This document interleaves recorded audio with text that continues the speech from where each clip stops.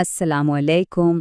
آئیے آج قرآن کی چھٹی سورت الانعام یعنی مویشی کی گہرائی میں اترتے ہیں۔ یہ سورت توحید، نبوت اور آخرت جیسے بڑے سوالوں کو کس طرح دیکھتی ہے، چلیں مل کر سمجھتے ہیں۔ تو ہمارا یہ سفر 5 اہم موضوعات کے گرد گھومے گا۔ سب سے پہلے ہم خدا کے واحد خالق ہونے کے تصور کو سمجھیں گے، پھر نشانیوں اور انکار کے درمیان جو کشمکش ہے اسے دیکھیں گے۔ اس کے بعد حضرت ابراہیم علیہ السلام کی حق کی تلاش کی کہانی پر بات کریں گے، پھر دیکھیں گے کہ سیدھا راستہ کیا ہے اور آخر میں حتمی جواب دہی کا مطلب کیا ہے۔ تو ٹھیک ہے، بات شروع کہاں سے ہوتی ہے؟ اس صورت کے مطابق ہر چیز کی بنیاد اور ابتدا ایک ہی ہے، ایک واحد خالق، اور یہی اس کا مرکزی پیغام ہے۔ سورت کی شروعات ہی کائنات کی ایک بہت بڑی تصویر سے ہوتی ہے۔ خدا کو اس ہستی کے طور پر متعارف کرایا گیا ہے جس نے نہ صرف یہ وسیع آسمان اور زمین بنائے بلکہ اندھیرے اور روشنی جیسی متضاد چیزوں کو بھی اسی نے تخلیق کیا ہے۔ اور ذرا اس آیت کی گہرائی تو دیکھیں۔ یہاں بتایا جا رہا ہے کہ خدا کا علم کتنا وسیع ہے۔ یہ صرف بڑی بڑی چیزوں تک محدود نہیں، بلکہ ہر چھوٹی سے چھوٹی تفصیل، ایک گرنے والا پتا تک اس کے علم میں ہے۔ اچھا، تو ایک سوال پیدا ہوتا ہے، اگر خالق کی نشانیاں ہر طرف بکھری پڑی ہیں تو پھر یہ کشمکش کیوں ہے؟ یہ صورت اسی تضاد کو سامنے لاتی ہے، خدا کی نشانیوں اور انسان کے انکار کے درمیان۔ یعنی کائنات میں اتنی ساری نشانیوں کے باوجود بہت سے لوگوں کا مطالبہ یہ تھا کہ نہیں، ہمیں تو کوئی ٹھوس مادی معجزہ چاہیے جسے ہم اپنی آنکھوں سے دیکھ سکیں، اپنے ہاتھوں سے چھو سکیں۔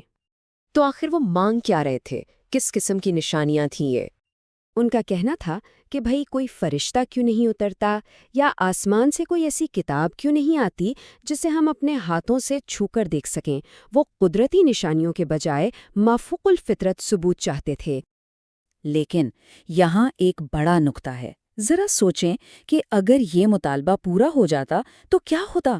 قرآن کے مطابق اگر واقعی فرشتہ بھیج دیا جاتا تو پھر بات وہیں ختم ہو جاتی، پھر انکار کرنے والوں کو کوئی مہلت نہ ملتی، جس سے اس انکار کی سنگینی کا اندازہ ہوتا ہے۔ اب نشانیوں کو پہچاننے کی سب سے بہترین مثال اس صورت میں ہمیں ملتی ہے حضرت ابراہیم کی کہانی میں۔ یہ ایک شخص کی عقلی اور منطقی تلاش کی داستان ہے جو اسے خالص توحید تک لے جاتی ہے۔ ذرا ان کے سوچنے کا انداز دیکھیں۔ وہ رات میں ایک ستارہ دیکھتے ہیں اور کہتے ہیں یہ میرا رب ہے، لیکن پھر وہ ستارہ ڈوب جاتا ہے۔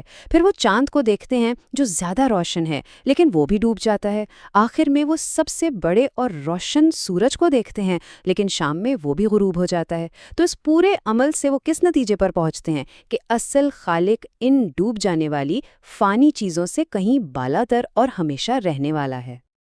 تو جب خالق کی پہچان ہو گئی اور اس تک پہنچنے کا طریقہ بھی سمجھ آ گیا، تو اب سوال یہ ہے کہ اس راستے پر چلنا کیسے ہے۔ یہ سورت ہمیں اس کے لیے عملی رہنمائی بھی دیتی ہے۔ یہاں سورت ایک بہت ہی واضح تصویر کھینچتی ہے۔ ایک طرف ہے بالکل سیدھا راستہ جو منزل تک پہنچاتا ہے، اور دوسری طرف ہیں بہت سے دوسرے ٹیڑھے میڑھے راستے جو انسان کو بھٹکا کر الگ الگ کر دیتے ہیں۔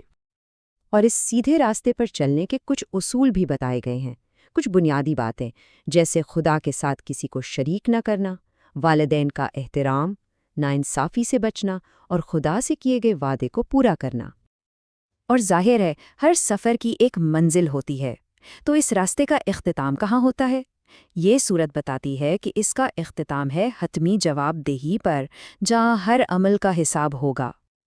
اور یہاں انصاف کا ایک بہت دلچسپ پہلو سامنے آتا ہے، وہ یہ کہ ایک اچھے کام کا اجر 10 گنا تک مل سکتا ہے، لیکن ایک برے کام کی سزا وہ صرف اتنی ہی ہے جتنا وہ کام تھا۔ اور ایک بات بالکل صاف کر دی گئی ہے، ہر انسان اپنے اعمال کا خود ذمہ دار ہوگا، کوئی کسی دوسرے کا بوجھ نہیں اٹھائے گا۔ یہ انفرادی ذمہ داری کا اصول ہے۔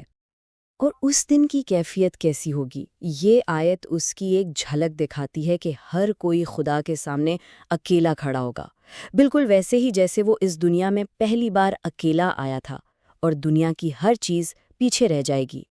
تو آخر میں یہ سورت ہمیں ایک دوراہے پر لا کھڑا کرتی ہے، ایک طرف ہدایت ہے، دوسری طرف گمراہی، اور یہ سوال ہمارے سامنے چھوڑ جاتی ہے کہ اس کائنات میں پھیلی ہوئی ان گنت نشانیوں میں سے کوئی شخص کس نشانی کی پیروی کا فیصلہ کرتا ہے۔